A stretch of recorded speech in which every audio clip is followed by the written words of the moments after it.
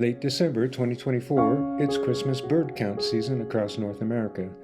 The CBC started in the early 1900s, so for 125 years now, people all over have gone out to observe and count birds and file reports into a national database. By now, a couple thousand bird count areas are censused by many tens of thousands of volunteer birders. This is a fine thing being done in the name of citizen science and conservation. Birds of North America, and everywhere really, are in trouble. A recent Science article quantified a decline since 1970 across the board of about 3 billion birds.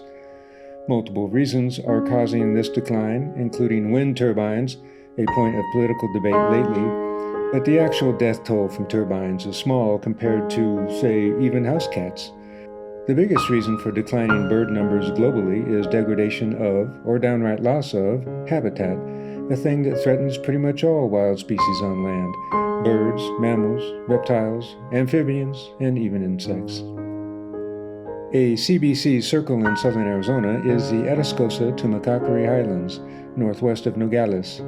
Within this circle, I've birded Lake Arivaca for several years now because I have a canoe with which birding can be done relatively easily by floating on the water, versus plunging through thick, thorny vegetation growing along the shoreline.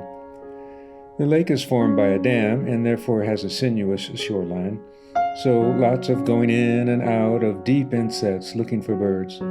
A complete lap around the perimeter of the lake takes anywhere from a few to several hours, making for a really fun day. From Tucson, the drive down to Lake Arivaca takes about 2 hours, including passing through Amado with its iconic Longhorn Grill, so it's early to rise in order to arrive there by sunrise.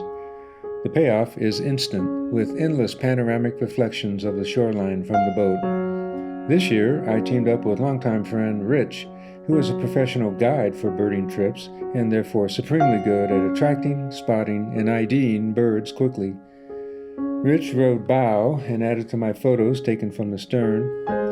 Every now and then we got out of the canoe to bird upland habitats, for example for sparrows, plus for additional pano shots of the big landscape.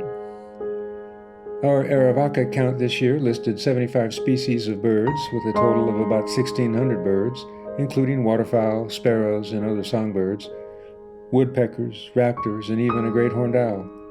Sounds good, but over just the recent years of birding Lake Arivaca, we've noticed a drop in species and total count for waterfowl.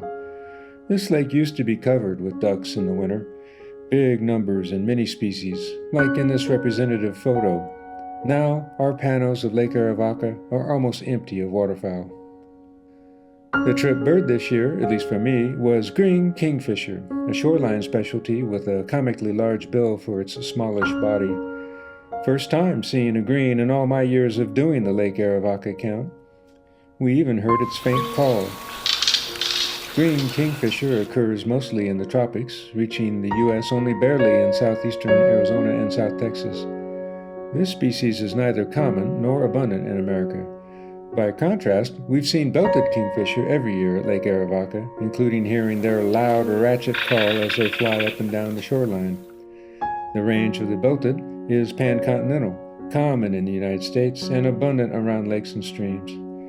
Belted kingfisher is one of my personal favorite birds of North America, and it even has its own patch, a nice one at that.